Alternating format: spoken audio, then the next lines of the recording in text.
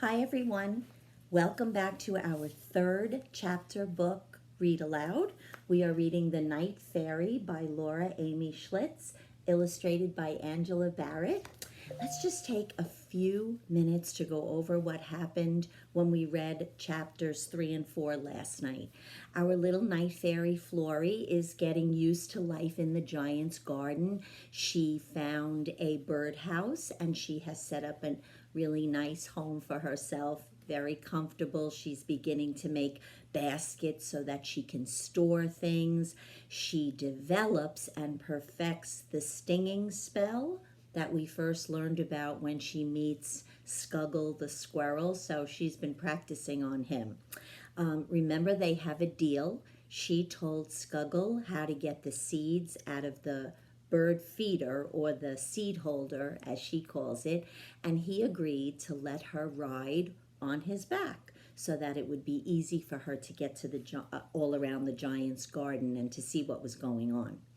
At the end of chapter 4 is when Flory first sees a hummingbird, and she decides that she wants to tame the hummingbird because she prefers to fly around on the back of a bird, a beautiful little bird that's the perfect size for a little night fairy, even though, remember, she turned into a day fairy instead of the back of a squirrel. So let's see what's going to happen in chapters 5 and 6. Chapter 5 is entitled Ignored. 3 days after Flory saw the hummingbird, the giantess hung another tube from the oak tree. Flory squinted. It was almost sunset and she was looking west, but she could see that the new tube was filled with liquid, not seeds. The bottom of the tube had red metal daisies on it. Flory thought this queer. Daisies are white, not red, and no flower is made of metal. She cupped her hands around her mouth. Scug, scug, scuggle! The boughs of the thorn apple tree trembled. Down the tree came Scuggle, lashing his tail with excitement. He spurted over the grass, surged up the cherry tree, and arrived at Flory's side in a rush that made her feather tip shake. Is there something to eat? Flory pointed to the tube. I don't know. The giantess put that out, but I don't know what's in it.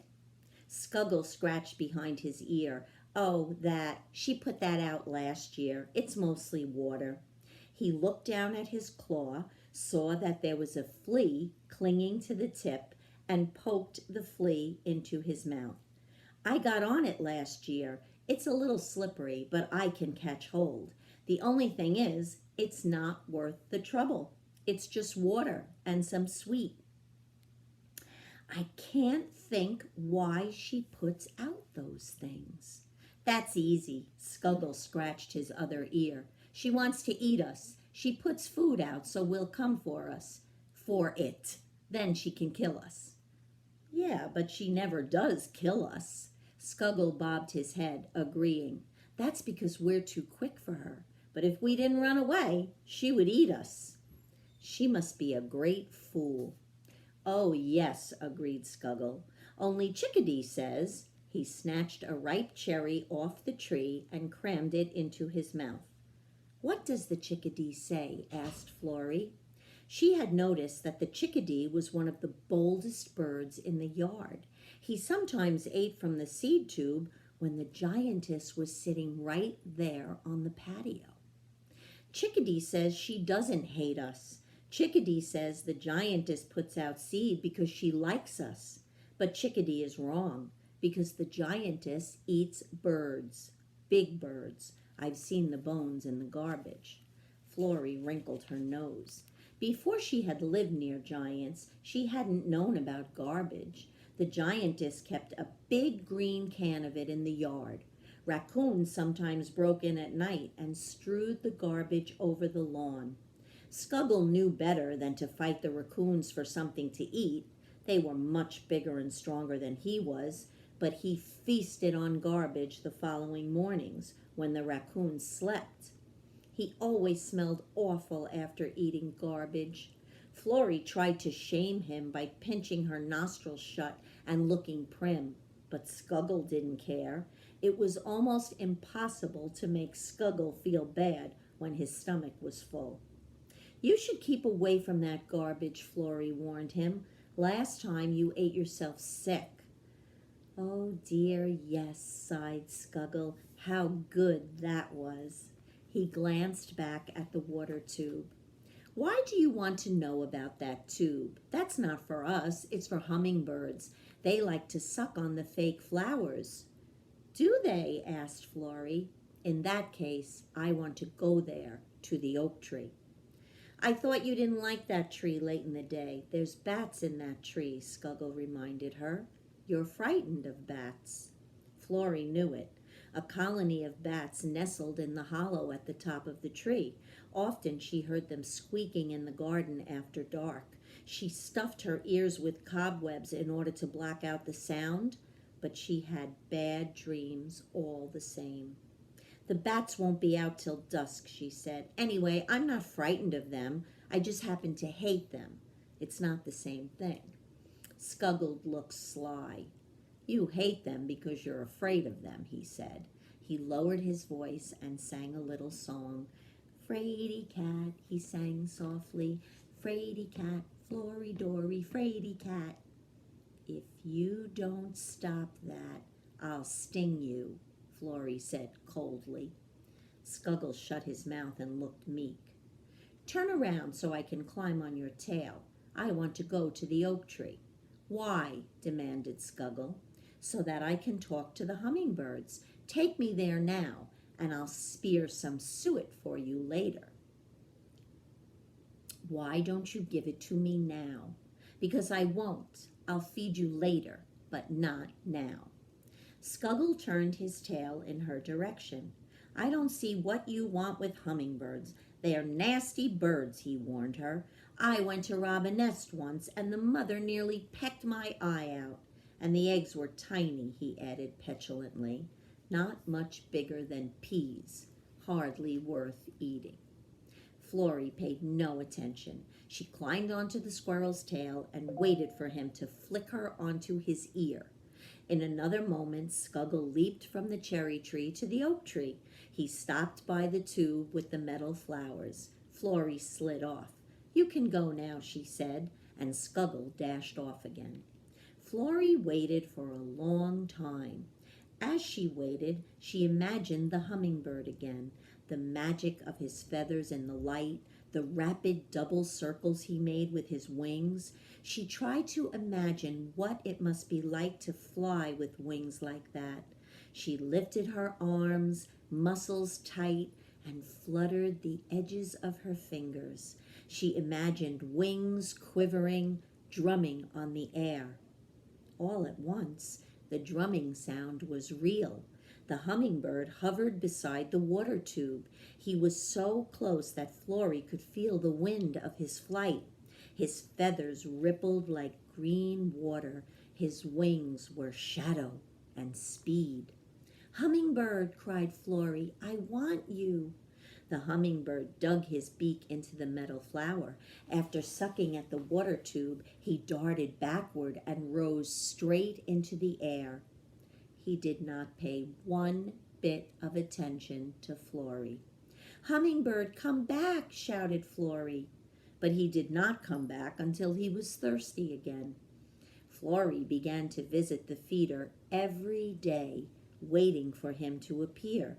She soon found out there were 4 hummingbirds that used the feeder, 3 males and a female.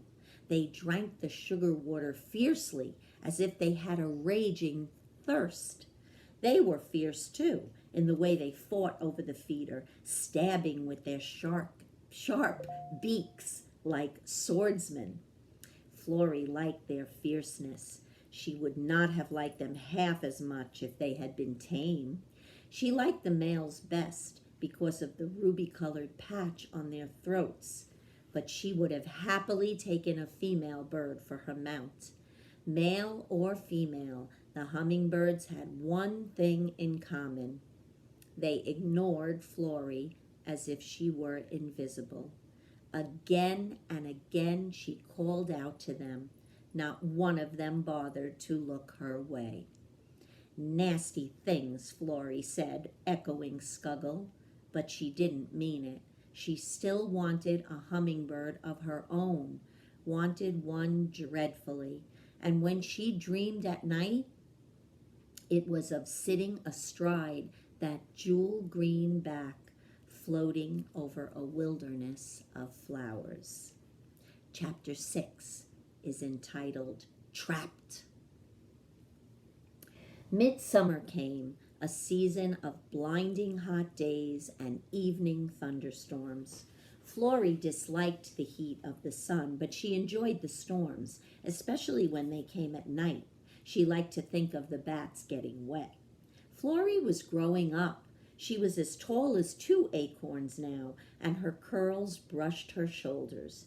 She could climb as nimbly as an insect and leap from twig to twig as recklessly as Scuggle himself. Her little house was full of things she had made: a lily-leaf hammock, a quilt of woven grass, and a score of airy gowns crafted from poppies and rose petals. She had food saved for the winter, a mound of sunflower seeds, and 3 snapdragon flowers stuffed with pollen. She spent a whole week harvesting cherries, hacking them apart with her dagger, cutting out the pits, and drying them with a magic spell. Every day she learned new spells.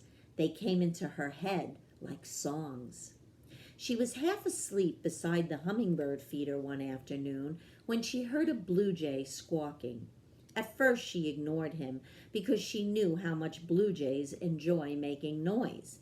They like to take a scrap of song or a piece of news and repeat it over and over just for the thrill of screaming. But though they shriek for the fun of it, they often tell the truth about what is going on. And this blue jay was shrieking hummingbird and spider web and trapped. Florrie sat bolt upright. She peered around the garden without seeing either the hummingbird or the spider web. She opened her mouth to shout for Scuggle and then shut it. Scuggle had been known to eat baby birds. If the hummingbird was caught in a spider web, Scuggle might eat him. An idea took shape in her mind. She shut her eyes and pressed the palms of her hands against her eyelids. She half hissed, half prayed, "Let me see the hummingbird." It was a new magic, one she had never tried. At first she saw only the reddish glow of her inner eyelids. Then she saw the spider web. It belonged to the black and yellow spider that patrolled the juniper bush by the side gate. The sticky threads had snared the hummingbird's wings. The more the bird struggled, the more it was held fast. "I'll come," Florrie said breathlessly. "Don't be afraid, hummingbird. I'll save you." She looked down, saw a twig below her, and leaped for it. Once she caught hold, she looked below for another. It was a haphazard, dangerous way to get to the ground, but she had no time to waste. She flung herself from twig to twig until she reached the bottom branch. Then she shinnied down the trunk. Blades of grass rustled like cornstalks over her head. Florrie wished she had thought to bring her dagger so that she could cut her way through the tangles. The idea crossed her mind that she had no idea how she was going to save the bird. Still, she had her magic, and her mind was made up. It would have to be enough. She thrashed through the grass, breaking into a run when she came to the open space of the patio. By the time she reached the side gate, she was out of breath. She saw the spider web above her, a great silver network covering most of the juniper bush. The trapped bird was less than a foot from the ground. "I'm coming," shouted Florrie. "Don't be frightened. I'm coming to save you, hummingbird." Once the words were out, she clapped her hand over her mouth. Web-building spiders do not stray far from their webs. The spider must be close at hand. But by a stroke of good luck, the spider was nowhere to be seen. Perhaps she was busy with other prey. All the same, she might return at any moment. Florrie jumped straight up into the air, catching the bottom branch of the juniper bush. She swung back and forth until she hooked her legs over the branch. "I've come to set you free," she said breathlessly. "I'm going to pull the web off you. Only you must promise me something first." The hummingbird twisted its head to look at her. The feathers under its chin were pearly white. It was a female. "I've seen you," said Florrie. "You come to the water feeder." "I've never seen you," said the hummingbird. She craned her head for another look. "Why are you awake? You're a night fairy." "I used to be a night fairy," Florrie said. "Now I'm not. Will you promise?" "Promise?" asked the hummingbird. "Yes," said Florrie. She felt her cheeks grow warm. She was not often ashamed, but she felt a little awkward about what she was going to say. She took a deep breath and spoke very clearly so that she wouldn't have to say it twice. "I'll set you free, but after I set you free, you must be my very own hummingbird and let me ride on your back." She waited for the hummingbird to agree, but the hummingbird was still.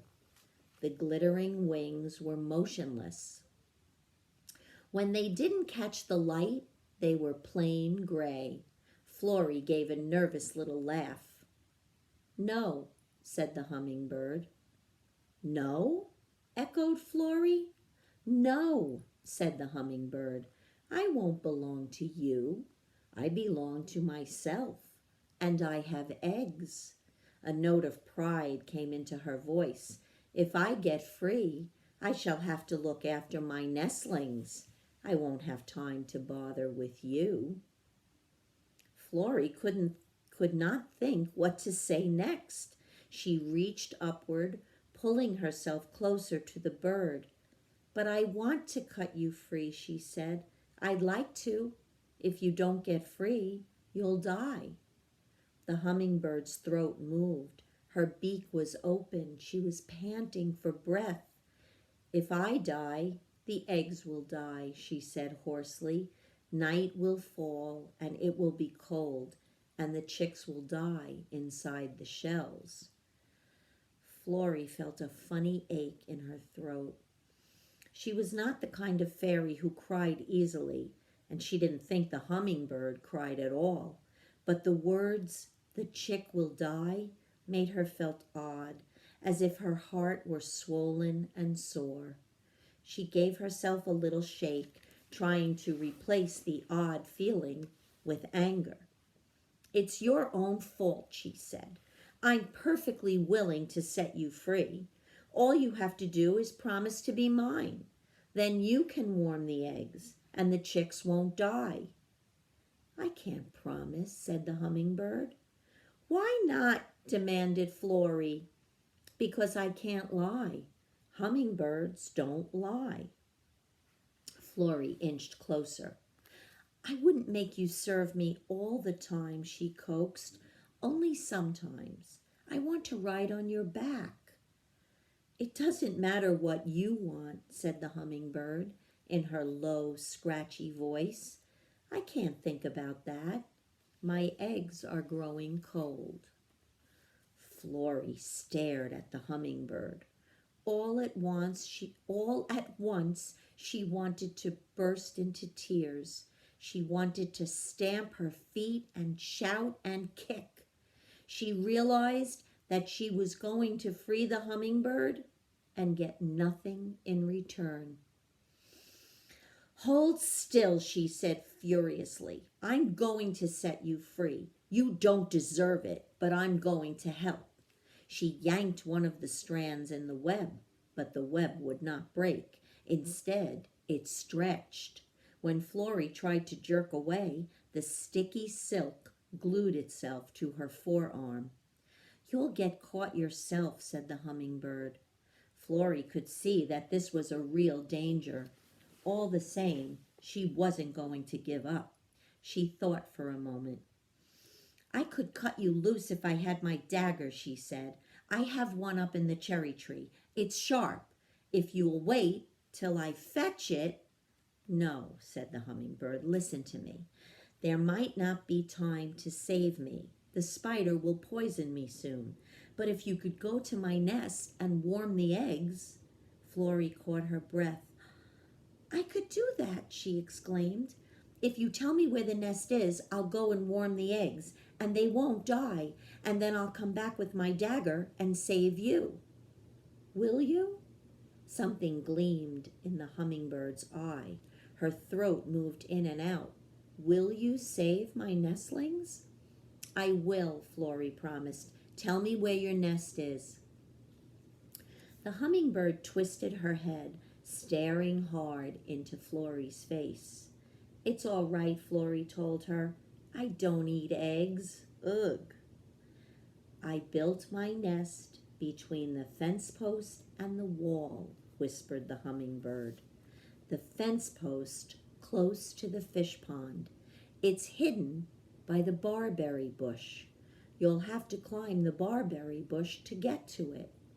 Florrie nodded briskly.